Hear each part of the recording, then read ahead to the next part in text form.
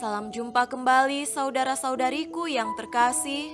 Salam sejahtera untuk kita semua. Berkat Allah yang Maha Kuasa senantiasa menyertai kita. Hari Kamis tanggal 24 Juni tahun 2021 adalah hari raya kelahiran Santo Yohanes Pembaptis. Ayah Yohanes ialah Sakaria, seorang imam di Yerusalem, sedangkan ibunya Elisabet, seorang putri keturunan kaum Harun. Kedua orang tua ini terkenal saleh, tetapi tidak kunjung mempunyai anak sampai hari tuanya, sebab Elisabet mandul. Harapan akan datangnya anak membuat mereka berdua tetap berharap kepada Tuhan dan setia dalam doa. Doa mereka pun dikabulkan Tuhan. Malaikat Gabriel yang membawa kabar gembira tersebut kepada Sakaria. Sakaria yang ragu dengan berita tersebut pun menjadi bisu dan tidak dapat berbicara sampai Yohanes lahir. Yohanes Pembaptis ditugaskan untuk membuka jalan bagi Kristus dan memperkenalkan Yesus sebagai Al-Masih. Yesus sendiri menyebut Yohanes sang nabi, bahkan lebih besar dari para nabi. Oleh karena itu, kelahirannya sungguh menggembirakan banyak orang. Namun sebagaimana nabi-nabi lainnya yang ditolak dan dianiaya oleh umat karena pewartaannya, Yohanes pun mengalami hal yang sama. Ia meninggal dengan kepala dipenggal karena membela kebenaran.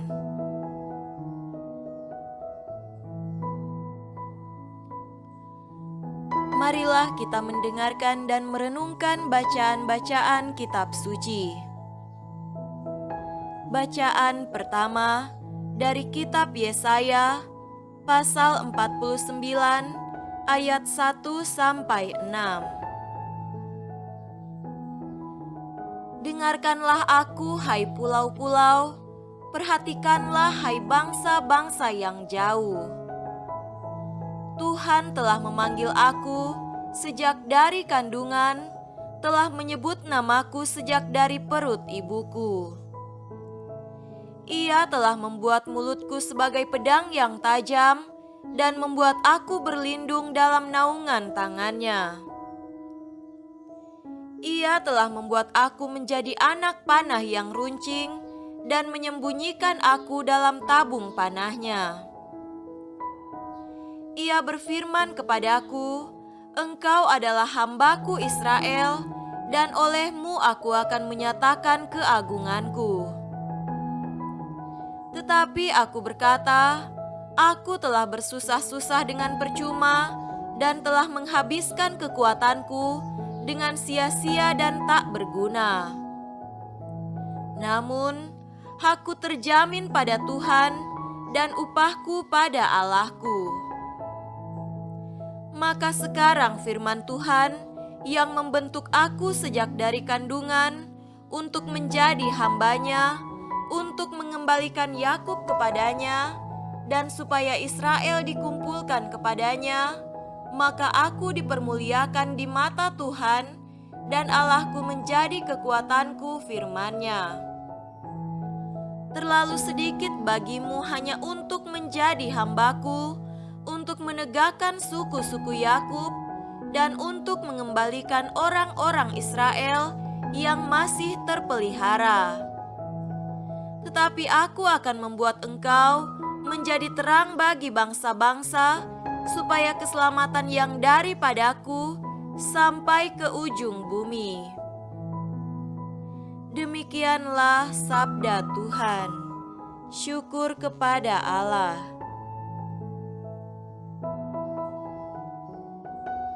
Bacaan kedua dari Kisah Para Rasul pasal 13 ayat 22 sampai 26. Setelah Saul disingkirkan, Allah mengangkat Daud menjadi raja mereka. Tentang Daud Allah telah menyatakan, "Aku telah mendapat Daud bin Isai, seorang yang berkenan di hatiku dan yang melakukan segala kehendakku." Dan dari keturunannya lah, sesuai dengan yang telah dijanjikannya, Allah telah membangkitkan juru selamat bagi orang Israel, yaitu Yesus. Menjelang kedatangannya, Yohanes telah menyerukan kepada seluruh bangsa Israel supaya mereka bertobat dan memberi diri dibaptis. Dan ketika Yohanes hampir selesai menunaikan tugasnya, ia berkata, "Aku bukanlah dia yang kamu sangka, tetapi ia akan datang kemudian daripadaku. Membuka kasut dari kakinya pun, aku tidak layak." Hai saudara-saudaraku, baik yang termasuk keturunan Abraham maupun yang takut akan Allah, kabar keselamatan itu sudah disampaikan kepada kita. Demikianlah sabda Tuhan. Syukur kepada Allah.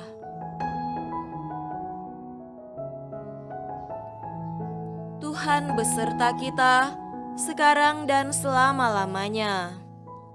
Inilah Injil Yesus Kristus menurut Lukas. Dimuliakanlah Tuhan.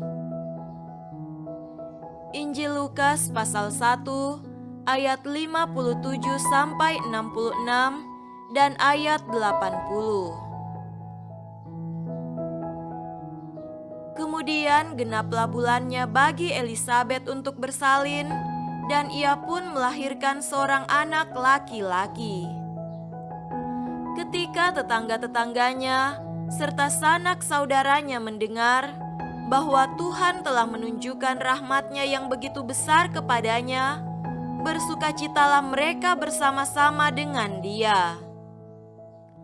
Maka datanglah mereka pada hari yang ke-8 untuk menyunatkan anak itu, dan mereka hendak menamai dia Sakaria menurut nama bapaknya, tetapi ibunya berkata, "Jangan, ia harus dinamai Yohanes." Kata mereka kepadanya, "Tidak ada di antara sanak saudaramu yang bernama demikian." Lalu mereka memberi isyarat kepada bapaknya untuk bertanya nama apa yang hendak diberikannya kepada anaknya itu. Ia meminta batu tulis, lalu menuliskan kata-kata ini, "Namanya adalah Yohanes." Dan mereka pun heran semuanya. Dan seketika itu juga terbukalah mulutnya dan terlepaslah lidahnya, lalu ia berkata-kata dan memuji Allah. Maka ketakutanlah semua orang yang tinggal di sekitarnya, dan segala peristiwa itu menjadi buah tutur di seluruh pegunungan Yudea. Dan semua orang yang mendengarnya merenungkannya dan berkata, "Menjadi apakah anak ini nanti? Sebab tangan Tuhan menyertai dia." Adapun anak itu bertambah besar dan makin kuat rohnya. Dan ia tinggal di padang gurun sampai kepada hari ia harus menampakkan diri kepada Israel. Demikianlah Injil Tuhan. Terpujilah Kristus.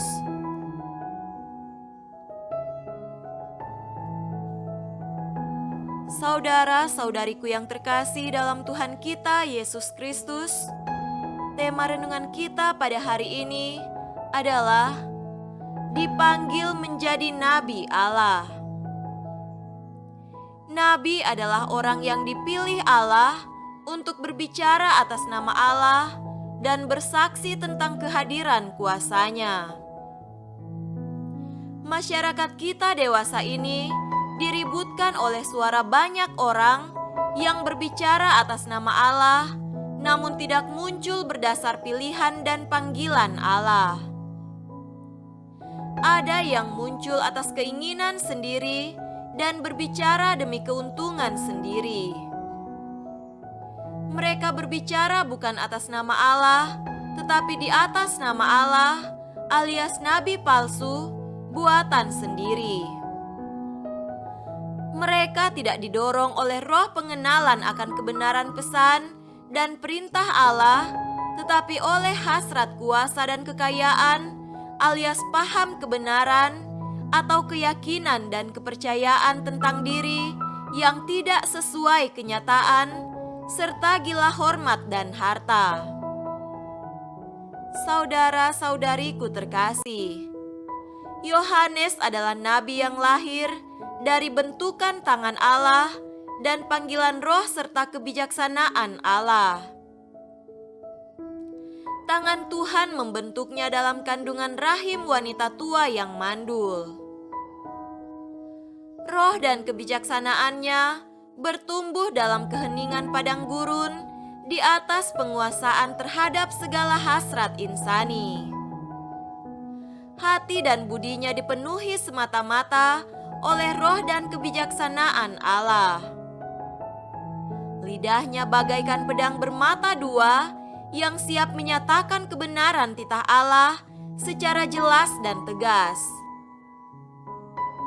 Kata-katanya yang benar menggentarkan dirinya sendiri, menyakitkan telinga pendengarnya, membuat patah hati orang-orang zolim, tetapi menyelamatkan mereka yang percaya dan bertobat.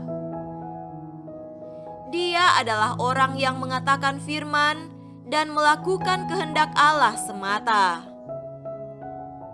Tiada nikmat, kehormatan dan kekayaan yang dapat membelokkan hati dan budinya dari hukum Tuhan.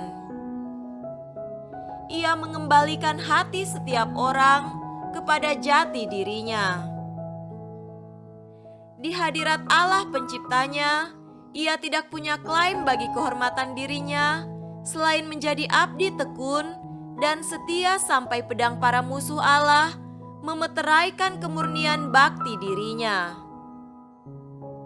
Saudara-saudariku terkasih, banyak pengkhotbah, penginjil, guru agama, pewarta, pembimas, imam, diakon, uskup, dirjen kemenak, bahkan menak diandaikan diutus Allah dan dilengkapi dengan roh dan kebijaksanaannya agar membawa berkat bagi manusia.